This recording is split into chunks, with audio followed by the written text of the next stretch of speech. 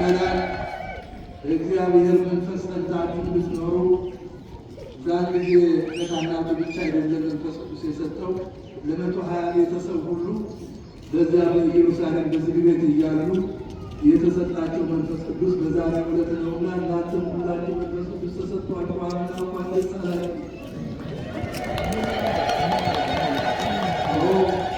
አባላችን በሰማርያ ቀናችን የክርስቶስ ልጆች ለመሆን ያቺ ክርስትና የተሰጠችን ለሌሎች ዕለትና እንኳን ደስ አላችሁ በሚያና እዚህ ላይ ተዋል። ከዛ በፊት እንግዲህ 33 ዓመት ከ3 ወር ነው አይደል በዚህ ምድር ላይ የቆየው የኔና የናንተ አምላክ የቆየው ስንላችሁ ለለበሰው ሥጋ እንጂ አምላክ ሁልጊዜም ሰማይን ምድሩን ሁሉ የራሱ ነው። እግዚአብሔር በቦታ አይወሰንም። እንደኔና እናንተ ቦታ አይወስነው። ነገር ግን ሥጋ ለብሶ ተዋህዶ ከቅድስት ድንግል ማርያም ሰው ሆኖ ወደዚህ ዓለም መጥቶ ግን የኔና የናንተ የዕዳ ደብዳቤ ለመቅደድ እኛ መሰቀል ሲገባን እኛ መገረዝ ሲገባን እሱ ተሰቅሎ ተገርፎ ግን በዚህ ምድር ላይ የቆየው 33 ዓመት ነው። ከ33 ዓመት ደግሞ ያቺ 3 ወሯ በተለይ 3 ዓመት ከ3 ወሯ ወንጌል የሰበከበት ዕለት ነበረ። እነዚህ ዓመታት 3 ዓመታት ቁጭ ብሎ ደቀ መዛሙርቱ ሐዋርያት ቁጭ ብለው ወንጌል ይማሩ ነበር። ታዲያ ወንጌል ተማሩ እንጂ በመስቀል ላይ ግን ጥለው ሸሹ። እዚህ ይላችኋል።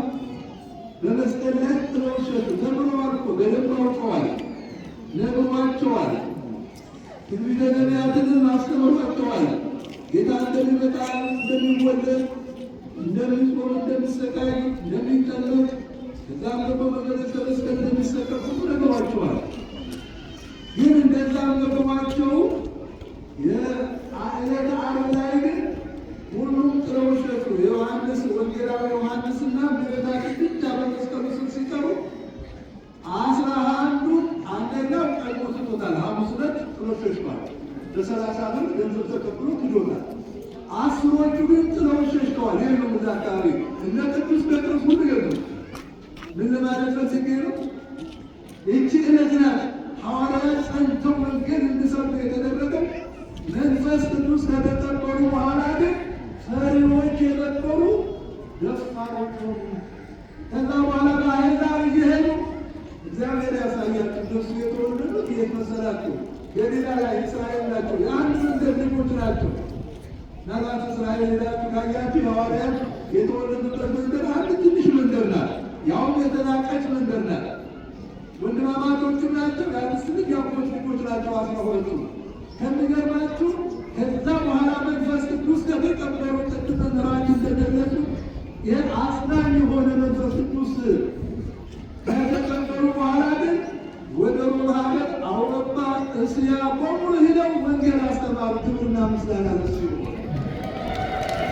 ከዛ በኋላ የፈለገው ፊታቸው ላይ ሰይፍ ይዘው ቢመጡባቸው፣ ምስማር ይዘው ቢመጡባቸው፣ ቢገርፏቸው፣ ቢያሰቃዩዋቸው ስለ ክርስቶስ እየመሰከሩ እነ ቅዱስ ጴጥሮስ ቁልቁል እየተሰቀሉ ወንጌል የሰበኩት ይገርማቸዋል። መንፈስ ቅዱስ ከተቀበሉ በኋላ ለሁሉ ምስጋና ለእሱ ይሁን። አሜን። ስለዚህ እኛ ክርስቲያኖችም ከዛም ቅድም እንዳልኳችሁ እናንተም በሁለተኛው መቶ ክፍለ ዘመን በሦስተኛው መቶ ክፍለ ዘመን የነበሩ ክርስቲያኖችም መንፈስ ቅዱስ ስለተቀበሉ የስቅለት ዕለት ይሰቀል ይሰቀል ይሰቀል ሲሉ የነበሩ ሰዎች ሁሉ የአንድተው መንፈስ ቅዱስ ከተቀበሉ በኋላ ግን በነ መክስሚያኖስ በነ ዲዮቅልጥያኖስ እነዛ ከሃዲ ነገሥታት በነበሩበት ክርስቶስን ካዱ ቢባሉ አንድንም ብለው አንገታቸውን ለሰይፍ የሰጡበት በቀን 5000 ክርስቲያኖች ታረድ ነበረ። መንፈስ ቅዱስ ከተቀበሉ በኋላ እግዚአብሔር መጋዳ ይቻልና እቺ ዕለት ልዩ ዕለት ናት። ለዚህ ሰዓት ያደረሰን ክብር ምስጋና ለእሱ ይሁን። እግዚአብሔር የተመሰገነ ይሁን። የተከበራችሁ እግዚአብሔር ቤተሰቦች እንደው እዚህ ብላችሁ ስትቆሙ አይታችኋችሁ እዚህ ላችኋል። እንግዲህ ስንት ቀን ሆነን አሁን ጾም ተፈታን? 50 ቀን ሆነናል። 50 ቀን መቆየት የእግዚአብሔር ቸርነት ነው እንጂ ጋር መቆየት እንችላለን? አያችሁ ለምንድን ነው እድል የሚሰጠን? 50 ቀን የምናቆየው ትንሣኤ በኋላ ከእድሜያችን ላይ የሚጨመረልን እኮ ነው። ዝም ብላችሁ አስቡ። ንስሐ ልንገባ ነው። ይህን እነዚህ ቀናቶች የጨመረልን እግዚአብሔር 50 ቀናቶች የጨመረልን ንስሐ ልንገባ ነው ወገኖቼ። ለሌላ ነገር እንዳይመስላችሁ እንደበት የጨመረልን ቁጥር ኃጢአት እንስራ፣ ከእግዚአብሔር ጋር የምንገናኝበትን መንገድ እንስራ እንጂ ለሌላ ነገር እንዳይመስላችሁ። የዓለም ተብቆ ያልፋል ይጠፋል ወገኖቼ። ስለዚህ እድሜያችን በጨመረልን ቁጥር ቁጭ ብዬ ይችላል ዝም ብዬ እግዚአብሔርን እያመሰገንኩት ነበር። በመጀመሪያ ዛቸው ቤተክርስቲያን ያልሆነ እንመለከታል። ከዛ ወቅት ቅዳሴ ላይ የቀደስኩት ይለኝና እግዚአብሔር ወይ እድሜ የሰጠህን ይህን ያሳየ ክብር ምስጋና ላንተ እንለዋለን። አትሉትም እናንተ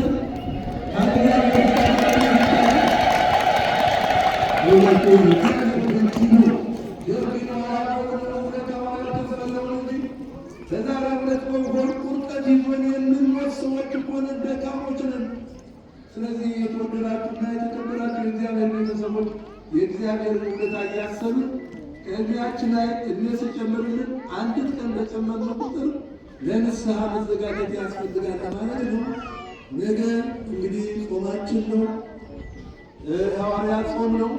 መንፈስ ቅዱስ ከተቀበሉ በኋላ እንደነገርኳችሁ ወደ ዓለም ሄደው ወንጌል እንዲያስተምሩ ማቴዎስ ወንጌል ምዕራፍ 28 ላይ ሁሉ በባህሩ ውስጥ ሁሉ አጽናፈ ዓለም ሂዱና ዓለምን አስተምሩ፣ ስበኩ፣ በአብ በወልድ በመንፈስ ቅዱስ እያጠመቃችሁ ደቀ መዛሙርት ያድርጓቸው መመሪያ ስለሰጣችሁ መመሪያውን እንደተቀበሉ ወዲያውኑ ሱባኤ ነው የገቡት። አይገርማችሁ? የነገ ጾማችን ይሄ ነው። አያችሁ? ለምንድን ነው የሚሄዱበት ሀገር ክፉ ስለሆነ አሕዛብ ሀገር ስለሚሄዱ ክርስቶስን የሆነ የማያውቀው ሕዝብ ስለሚሄዱ ምን ማለት ጀመሩ? ጌታ ሆይ እንግዲህ ከነዚህ እንደሸሽ ነው እንዳንሸሽ አንተ እርዳን ብለው ተመልከቱ። ከነገ ጀምሮ እስከ ሐምሌ 4 ቀን ድረስ ሱባኤ ጾሙ። ልክ ሱባኤያቸውን እንደጨረሱ ጉዞ ጀመሩ። ክብር ምስጋና ለስሙ ወገኖቼ። እኛም አይታችሁ በመከራ ዓለም ላይ ያለ ነው። ይህ ቄሶች ጾም ነው እንዳትሉ ብዙዎች ምናምን የቄስ ጾም ነው የሚባሉ እኛ ነፍስ ገበና የብቻችን መንግሥተ ሰማያት ሌላ ራቆ ማለት እናንተ ደግሞ መርጠን ጠቅላላ መንግሥተ ሰማያት እንገባለ እንጂ እኛ ለብቻ አይደለ ያው ነው አንድ ነው። ስለዚህ የቄስ ጾም እንዳትሉ ወገኖቼ፣ ድምፁ እንጸልይ። እውነት ነው ምንላቸው ጾም ጸሎት ከእግዚአብሔር ጋር ያገናኛል። ጌታ በገዳመ ቆሮንቶስ ጽሞ ያሳየን ነው። ጹሙ ጸልዩ ነው ያለው። ጹሙ ጸልዩ። ይሄ ጋኔን ያለ ጾምና ያለ ጸሎት አይወጣም። በሀገራችን የገባው ሰይጣን እርግጠኛ ነኝ ከልብ ከጾምን እናስወጣዋለን። አይወጣም ነው እንጂ ይወጣል። ከልብ ከጾምን ስንጾም ደግሞ ቂም በቀልን ትተን ከምንም በላይ ቂም ካለ ብትጾም ብትጸልዩ ዋጋ የለውም። ከጎረቤታችሁ ተጣልታችሁ ብትጾሙ ብትጸልዩ ዋጋ የለውም። ስለዚህ ከልብ ሁነን ይቅር በለን ብለን የበደለንን ገንዘባችንን የሰረቀንን የመጠበቅስ የመታንን ከቤቱ ድረስ ይለን ይቅር በለን ብንሄድ እሱ እኮ ነው የበደለን አይደለም። አባታችን ወይ ስብሰልዩ ምንድነው የበደለንን ይቅር እንደምንላለን። ስለዚህ የበደሉንን ሰዎች ይቅር ብለን ከዛ በኋላ ጾማችን መጾም የሌለው ህዝብ በ3 ቀን ነነዌ እንዳትጠፋ ያደረገ እግዚአብሔር ኢትዮጵያን በዚህ ጾም በዚህ በ40 ቀን ጾማችን አሁን ቀጣይ ጾማችን እርግጠኛ ነኝ ከልብ ከጾምን በፍቅር ሆነን ከጾምን እግዚአብሔርን ይቀበልናል። ከዛ ደግሞ በሀገራችን ያለ መቅሰፍ በዓለማችን ዛሬ በሀገራችን ብቻ እንዳይመስላችሁ በዓለም ነው ሁሉ የዓለም መጨረሻ ሆኖ አገሎች። ስለዚህ በከልብ እንድንጾም አደራ እንላለን። ከጾማችሁ የምትችሉ ቤተክርስቲያን ይዘራል። የምትታመሙ በሽታ ያለባችሁ ስኳር ግፊት ያለባችሁ እሱ ያውቀዋል። እግዚአብሔር ምንም ልታስጨንቅ አይደለችም። የኛ አባቶች ጀግኖች ነበሩ። ወታደር በበረሃ ላይ ያለ ወታደር የታመመ በሽተኛ አይቆምም፣ አራስ አትጾምም። አያችሁ ቤተክርስቲያኑ ገና ያለን ሰዎች ግን ልንጾም ይገባል። ከልብ ከሰዓት ከልብ ሁነን ልንጾም ይገባናል ማለት ነው። እግዚአብሔር ይስጥልን። የተከበሩ መላእክት ሰላም ቆሞስ አባ ገብረማርያም እንደው እግዚአብሔር ያክብርልን። እኔ እዚህ ማለት ነው እግዚአብሔር ያለው ፍቅር ስላለ ነው። አባታችን ደግ አባት ካህናቱ ቅዱሳን እናንተ ምዕመናን ቅዱሳን የሰንበት ትምህርት ቤቱ የተባረኩ አንድ ነገር ማይሰማ እኔ በእውነት እግዚአብሔር በሚያለው ሳያቸው ሳሳላቸው እኔ እውነቴን ነው የምላቸው እንደው ቤት ቁጭ ብለው ከባለቤት ከልጆቹ ጋር ሁሉ እንዴት የሆኑ አባታችን በቀደም እግራቸው ሁላችን አይሄዱ እኔና ባለቤት አይሄዱ በላከት ከፈለግሰ ታደርሳቸው አለችው። ምክንያት አለ የሴንስ ህዝብ መኪና ሸክሞ እግዚአብሔር ይመስገን መኪና አለና ብታነሳቸው አሉ። ግን አደባባይ በመሰሜን ክላስ ስላደረግላቸው አልሰማሉ። በእግራቸው ይሄዳሉና እኔ ሳሳላቸዋለሁ። ባለፈው እናናቃሁትን ወደ ሌላ ገበር ከዛው ማለት ብሎ እሳቸው ማልሰሙ እግዚአብሔር በኋላ ነግሬያቸዋለሁ። እጄ ግን ለሊቀ ጳጳሱ አረጋውል ነው ገና የቦታ ካስደረጉት እኮ ገና 3 ወር 2 ወር እንኳን ገባቸው። ደግሞ እንደገና ሁናባ እሱ ወዳቸው ቅዱሳቸው በጸሎታቸው ለአካባቢ ህዝብ ይጠቅማሉና ብያቸው ስነታቸው እግዚአብሔር ይስጣቸው። ልክ ነው ተሳስተናል አላወቅም ብሎ እንዳይታወቁ እና ለአይነት አባት አይገኝም። ዛሬ ወገኖቼ በአርምሞ የሚያስተዳድር ዝም በማለት የሚያስተዳድር አባት አይገኝም። ዛሬ የሚታይ አለሁ የሚል ሰው ነው የሚሆነው። እንደነሱ እንደነ አባታችን ኃይለ ዝም ብሎ በጸሎት ህዝብን የሚመራ ገኝና እዚህ ስመጣ የአባታችንን የቅድስት ድንግል ማርያም የካህናቱ ፍቅር ነውና እኔ እስከዚህ ድረስ ተጠቅሜያለሁ። ዛሬ ሌላ ወይም ቤቶች ማለት በረከት አላገኝም ነበረ። እግዚአብሔር ይስጥልን። ክቡር አባታችን ሊቃውንቱ ካህናቱ እግዚአብሔር ያክብርልን።